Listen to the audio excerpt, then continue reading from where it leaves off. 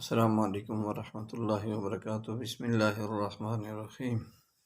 ابو داؤد الثانی کا سبق نمبر 32، صفحہ نمبر 534 سے 535، باب فی اکل الطافی من السمک کے بارے میں اب ہم پڑھیں گے انشاءاللہ تعالی۔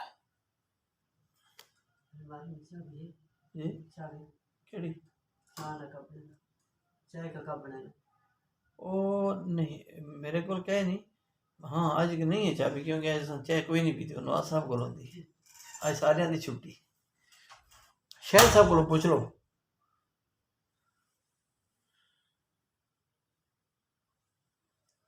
تو یہ جو سمک طافی کی تعریف اور اس کا حکم سمجھ لیتے ہیں کہ سمک سماکتن کی جمع ہے،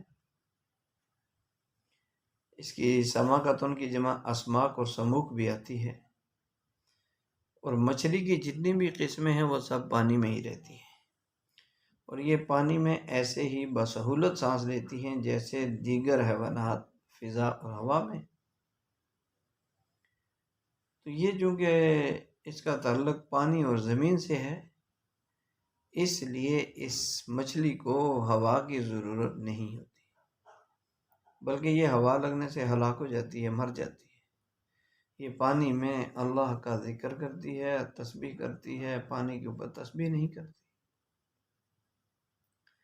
طافی کہتے ہیں اوپر تیرنے والی مچھلی کو، تو لہذا سمک طافی وہ مچھلی ہے جو کسی سبب کے بغیر سمندر میں مرے اور پانی پر تیرتے ہوئے بلند ہو، پھر ڈوبے نہیں۔ اس کا حکم احناف کے نزدیک اس کا کھانا مکروہ ہے، جبکہ ائمہ ثلاثہ یعنی امام شافعی، امام مالک، امام احمد بن حنبل رحمہ اللہ کے اور ظاہریہ کے نزدیک اس کے کھانے میں کوئی حرج نہیں۔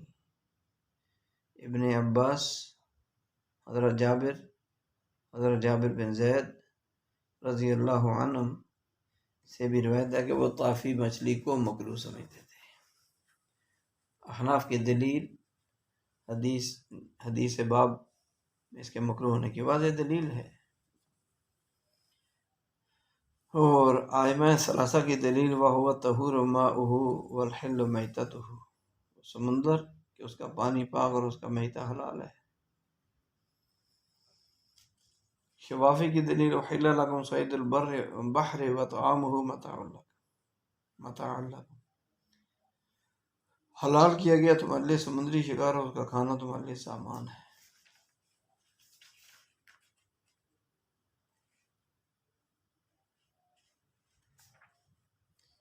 اگلی جو حدیث ہے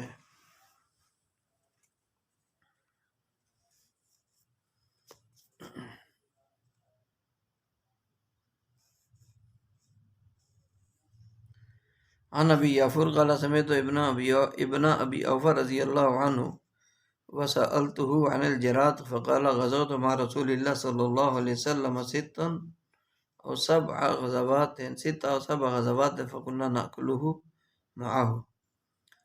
حضرت ابن اوفا رضی اللہ تعالیٰ عنہ سے پوچھا گیا کہ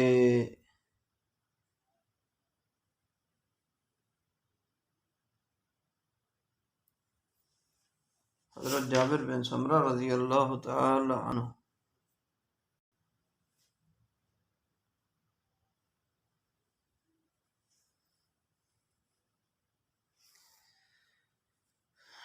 حدثنا عقبة بن وهب بن عقبة العامري قال سمعت أبي يحدث عن الفجيع العامري أنه أتى رسول الله صلى الله عليه وسلم فقال ما تحل لنا الميتة؟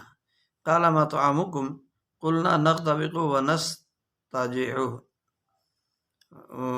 قالوا أبو نعيم فسره لي عقبة قدح غدوة وقدح عشية، قال ذلك ولي الجوع، فأحل لهم الميت على هذه الحال۔ کہ حضرت فجیع عامری رضی اللہ تعالیٰ عنہ کہتے ہیں اپنے بارے میں کہ وہ رسول پاک صلی اللہ علیہ وسلم کے پاس آئے آپ علیہ السلام سے کے پاس آئے اور پوچھا مردار میں سے ہمارے لیے کیا چیز حلال ہے؟ تو آپ صلی اللہ علیہ وسلم نے پوچھا ما طعامکم، تمہارا کھانا کیا ہے؟ تمہارا کھانا کیا ہے؟ تو ہم نے کہا کہ ہم صبح و شام دودھ پیتے ہیں۔ ابو نعیم نے کہا مجھے اس کی تفسیر عقبہ نے کی کہ صبح و شام ایک ایک پیالہ، یہ میرا یہی کھانا ہے، قسم ہے اس ذات کی، وَأَبِي الْجُوعُ، وَأَبِي الْجُوعُ، وَأَبِي کا مطلب ہے قسم ہے میرے باپ کی کہ جو ہے وہ مجھے بھوک باقی رہتی ہے، یعنی میں بھوکا رہتا ہوں۔ تو حلال قرار دیا نبی علیہ السلام نے ان کے لیے مردار کا کھانا اس حالت میں۔ امام ابو داؤد کہتے ہیں کہ غبوق کے معنی دن کے آخری حصے کے ہیں اور سبوق کے معنی دن کے شروع حصہ کے ہیں۔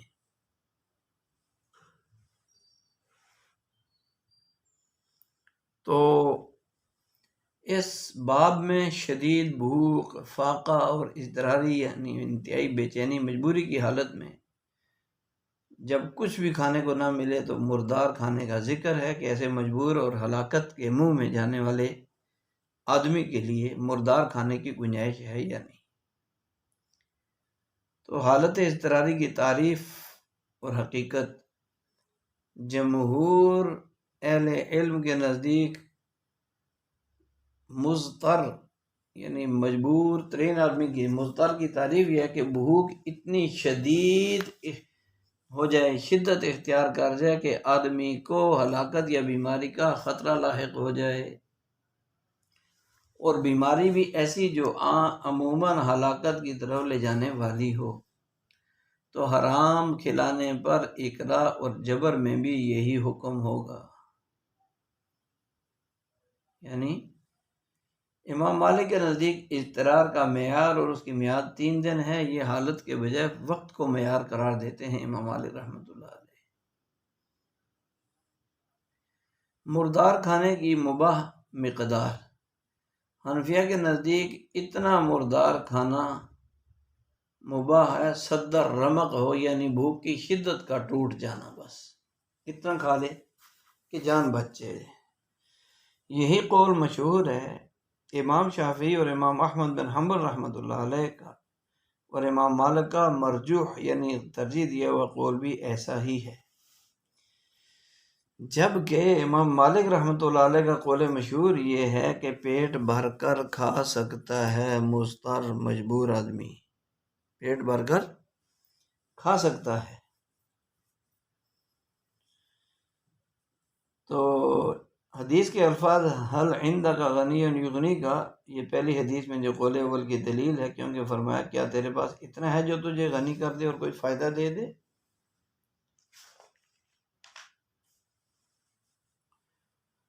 تو ایسی حالت جس میں مردار کھانا واجب ہے، یہ مباح احناف کے نزدیک کھانا واجب ہے تاکہ جان بچ جائے، اتنا کھانا۔ امام مالک بھی یہی فرماتے ہیں، جبکہ امام احمد رحمۃ اللہ علیہ کی راجح ترین روایت اور امام شافعی کی اصح یعنی زیادہ صحیح روایت یہی ہے کہ اس حالت میں، اضطراری حالت میں کھانا ہی واجب ہے، ما سوائے امام ابو یوسف کے کہ ان کے نزدیک کھانا مباح ہے، جبکہ امام احمد امام شافعی سے بھی ایک روایت یہی ہے کہ حالت اضطراری میں کھانا مباح ہے۔ اور یہ حکم سفر اور حضر دونوں کا ہے، سفر کو غیر حضر گھر میں موجود ہونا۔ جمہور کے نزدیک دونوں کا حکم سفر حضر کا برابر، اور امام احمد رحمہ اللہ سے ایک روایت سفر سے کے ساتھ مخصوص ہے، کیونکہ سفر میں اس کا وقوع زیادہ ممکن اور اس کا حل مشکل ہوتا ہے اجنبیت کی وجہ سے، جبکہ حضر میں ایسا نادر الوقوع ہی ہوتا ہے اور اس کا حل بھی اقربا اور پڑوسی وغیرہ کی وجہ سے آسان ہوتا ہے۔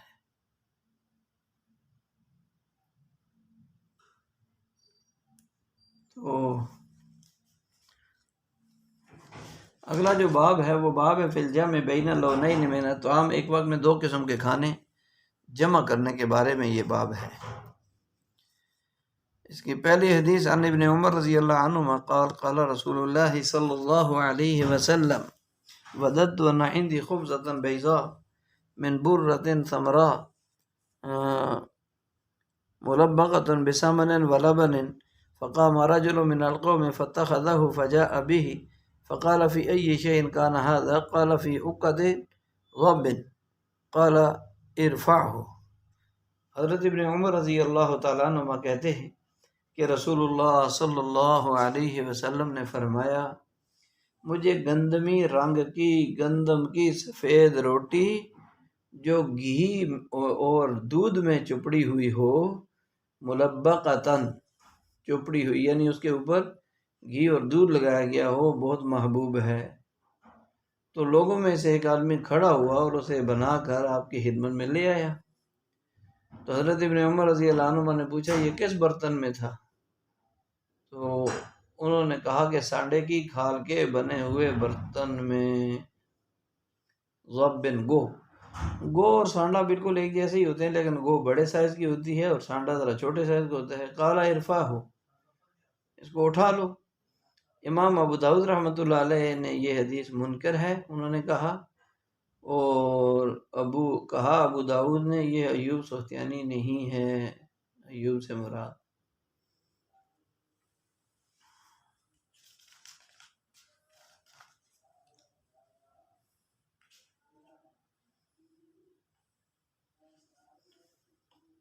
تو گھی اور دودھ گرم ملا کر خوب نرم کی ہوئی روٹی، ملبقہ معنی نرم کرنا۔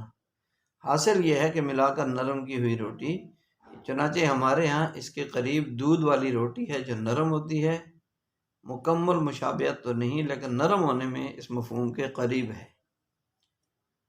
فقام رجل من القوم، ایک جان نثار کھڑا ہوا جس کا نام نہیں مل سکا، اور ایسا کھانا تیار کر کے حاضر خدمت کر دیا۔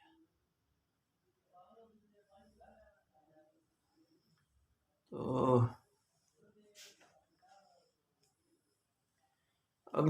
اگلا جو باب ہے بھی فی اکل الجبنی، پنیر کھانے کے بارے میں یہ باب ہے۔ عن ابن عمر رضی اللہ تعالی عنہما قال اتی النبی صلی اللہ علیہ وسلم بجبنۃ فی تبوک فدعا بسکین فسمى وقطع، کہ حضرت عبداللہ بن عمر رضی اللہ عنہما کہتے ہیں غزوہ تبوک میں نبی علیہ السلام کے پاس پنیر لائی گئی، آپ علیہ السلام نے چھری منگوائی اور بسم اللہ پڑھ کر اسے کاٹا۔ تو اس حدیث سے یہ معلوم ہوا کہ جس چیز کو کاٹنا ہو بسم اللہ پڑھنا بھی سنت ہے۔ الجبن یہ جو ہے پنیر کو کہتے ہیں، مقصود یہ ہے کہ نبی علیہ السلام نے پنیر تناول فرمایا، گویا کہ یہ پنیر باسی اور خشک تھی، اللہ کا نام لیا، بسم اللہ پڑھی اور اس کو کاٹا۔ اس سے ضرورت کے وقت چھری سے چیزیں کاٹنے اور کھانے کا ثبوت واضح ہو گیا، اور یہ بھی معلوم ہو گیا کہ کھانے کے علاوہ دیگر چیزوں کے کھاتے اور کاٹتے وقت بھی بسم اللہ پڑھنی چاہیے۔ اگلا باب ہے باب فی الخل، سرکے کے بارے میں، سرکے کا بیان۔ عن جابر رضی اللہ تعالی عنہ عن النبی صلی اللہ علیہ وسلم قال نعم الادام الخل، نعم الادام الخل۔ حضرت جابر بن عبداللہ رضی اللہ تعالی عنہ نے فرمایا کہ سرکہ کیا ہی اچھا سالن ہے۔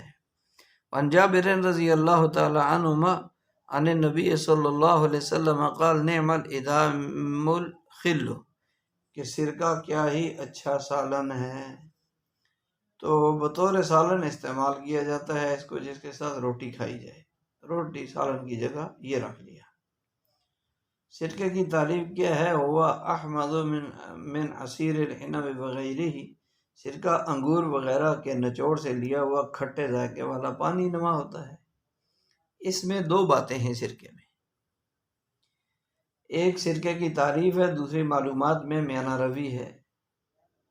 اس کلام میں کھانے میں اقتصاد اور قناعت کی تعلیم اور مدح ہے کہ کتنا بہترین کھانا سرکہ ہے، جو خرچ میں کم، وقت بھی بچت، وقت اور پیسے دونوں کی کم صرف ہوتے ہیں اس کے لانے میں۔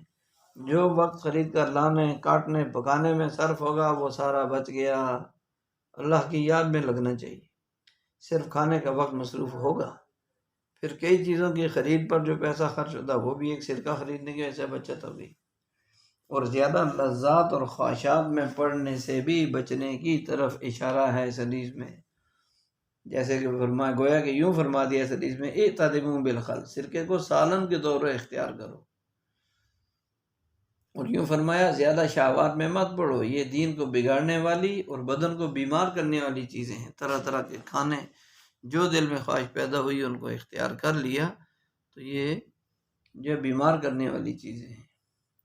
اگلا باب ہے بفی اکل ثوم، لہسن کھانے کے بارے میں یہ باب ہے۔ تو عن حدثني عطاء بن ابي رباح ان جابر بن عبد الله رضي الله عنهما قال ان رسول الله صلى الله عليه وسلم قال من اكل ثوما او بصلا فليعتزلنا او ليعتزل مسجدنا ليقعد في بيته وانه اتى ببدر فيه خضرات من البقول فوجد لها ريح فسأل فأخبر بما فيها من البقول فقال قربوها إلى بعض أصحابه كان معه فلما رآه كره أكله قال كل فإني أناجي من لا تناجي قال أحمد بن صالح ببدر فسره ابن وهب طبق۔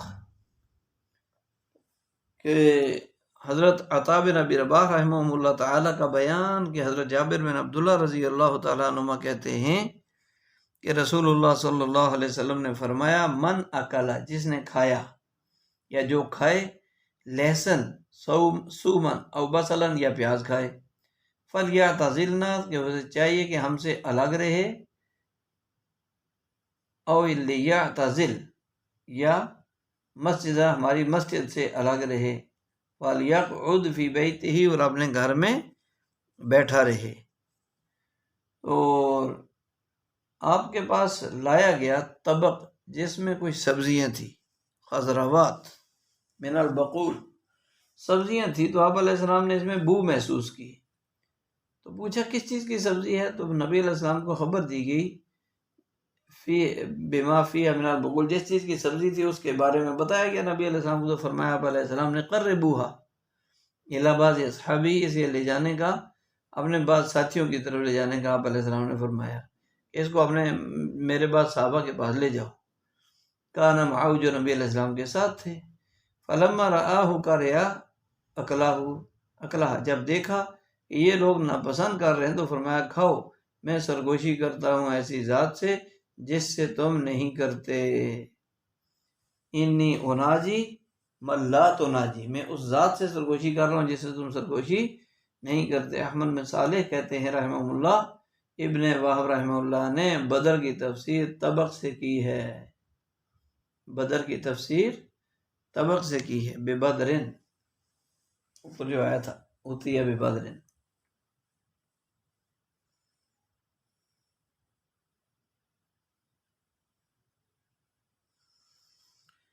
جی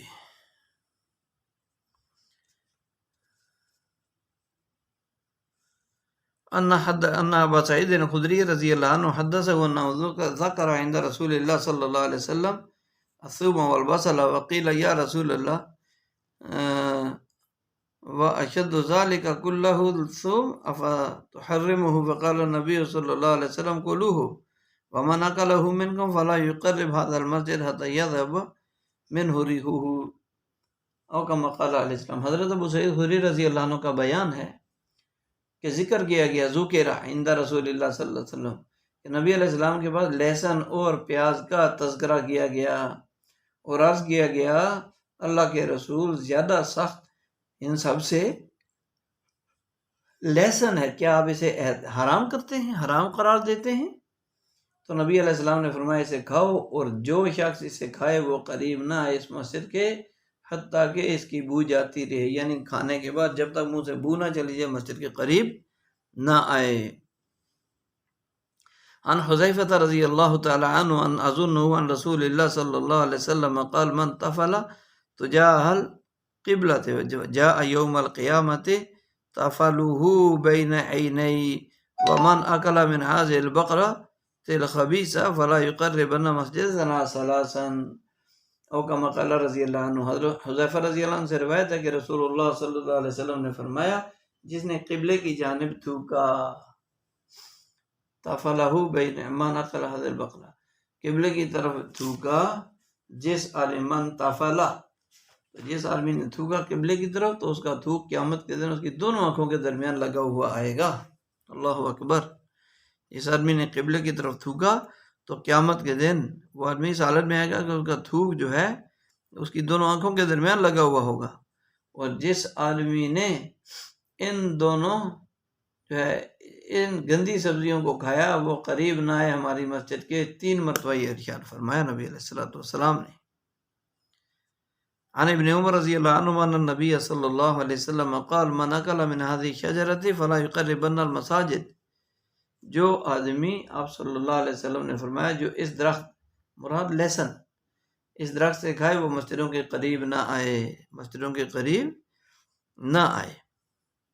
عن المغیرہ ابن شعبہ رضی اللہ عنہ قال اکلت ثوما فاتیت مصلی رسول اللہ صلی اللہ علیہ وسلم وقد سبقت برکۃ فلما دخلت المسجد وجد رسول اللہ صلی اللہ علیہ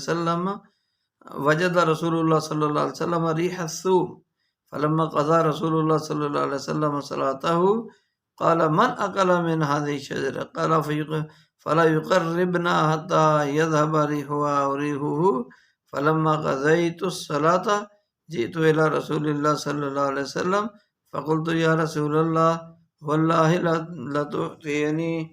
لتعطيني يدك قال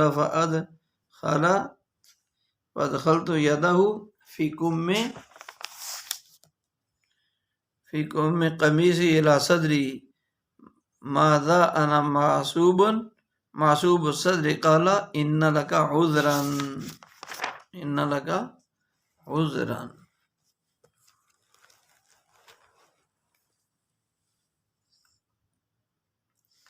تو یہ حضرت مغیرہ بن شعبہ رضی اللہ تعالیٰ عنہ سے روایت ہے، وہ فرماتے ہیں کہ رسول اللہ صلی اللہ علیہ جو ہے حضرت مغیرہ بن شعبہ فرماتے ہیں کہ میں لہسن کھایا، پھر میں رسول پاک صلی اللہ علیہ وسلم کے پاس کی مسجد میں آیا، مصلی سے مسجد مراد ہے، وقت سبقت برکۃ، اور میری ایک رکعت گزر گئی تھی، چھوٹ گئی تھی۔ جب میں مسجد میں داخل ہوا تو رسول اللہ صلی اللہ علیہ وسلم نے لہسن کی بو کو پا لیا، یعنی محسوس کیا۔ تو جب رسول اللہ صلی اللہ علیہ وسلم نے اپنی نماز پوری فرمایا کہ کس نے اس درخت سے کھایا، اس درخت یعنی لہسن سے کس نے کھایا؟ تو من اکلا، آپ علیہ السلام نے فرمایا من اکلا من هذه الشجرہ، جو آدمی اس درخت یعنی لہسن سے کھائے وہ ہمارے قریب نہ آئے یہاں تک کہ اس کی بو دور ہو جائے۔ یذهب ریحہ اور ریحھا، دو، یہاں تک کہ ہمارے پاس میں جب تک اس کی بو جاوی رہے۔ راوی کو شک ہے ریحھا فرمایا یا ریحہ۔ پھر جب نماز میں نے پوری کر لی، حضرت مغیرہ بن شعبہ فرماتے ہیں تو میں رسول پاک صلی اللہ علیہ وسلم کے پاس حاضر ہوا، میں نے عرض کیا اللہ کے رسول، اللہ کی قسم آپ اپنا ہاتھ مجھے دیجیے۔ وہ مغیرہ بن شعبہ رضی اللہ عنہ کہتے ہیں کہ پھر میں نے نبی صلی اللہ علیہ وسلم کا ہاتھ پکڑ کر اپنے کرتے کے آستین میں داخل کیا، آستین، کرتے کے آستین میں نے داخل کیا تو الی صدری، اور سینے تک لے گیا۔ پھر سینے تک لے گیا تو میرا سینہ بندہ ہوا نکلا۔ آپ علیہ السلام نے بلا شبہ تو معذور ہے، بلا شبہ تو کیا ہے؟ معذور ہے۔ تو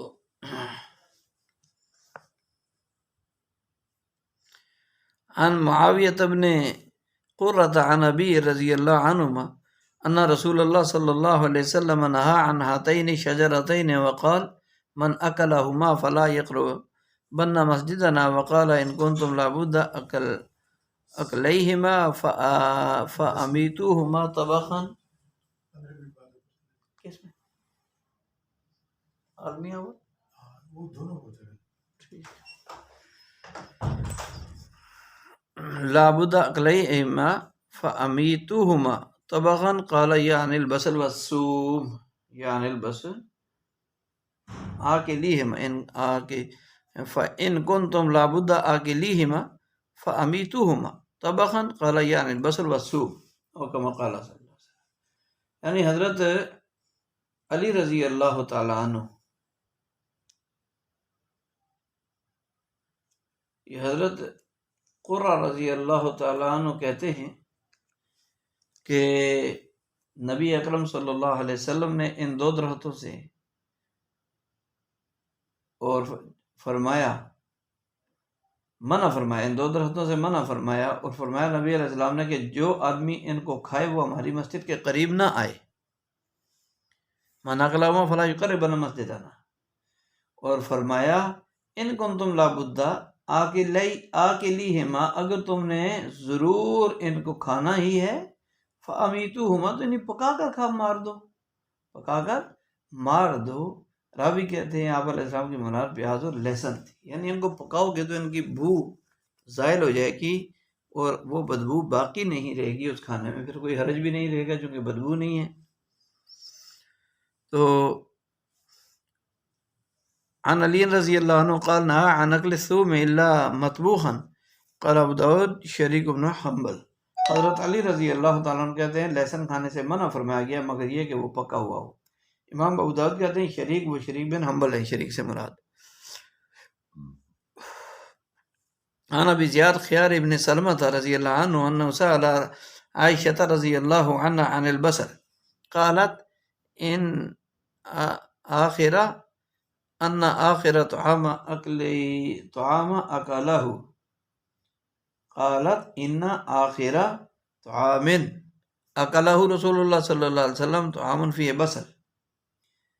ام المومنین عائشہ صدیقہ رضی اللہ تعالیٰ عنہ سے ابو زیاد خیار بن سلمہ نے پیاز کے متعلق پوچھا تو ام عائشہ رضی اللہ عنہ نے فرمایا کہ رسول اللہ صلی اللہ علیہ وسلم نے جو آخری کھانا اس دنیا میں تناول فرمایا اس میں پیاز تھا. اس پورے باب کے اندر لہسن اور اس جیسا حکم کچے پیاز کے لیے بھی ہوگا، اس کے بارے میں یہ باب ہے. پہلے باب میں کراہت والی حدیث جابر لائے امام ابو داؤد جس میں لہسن پیاز مذکور ہیں، اور دوسرے باب میں جو ہے وہ دوسری احادیث ابو ایوب خالد بن انصاری والی اور حضرت علی رضی اللہ عنہ والی حدیثیں لائے ہیں. لفظ سوم اکیلا.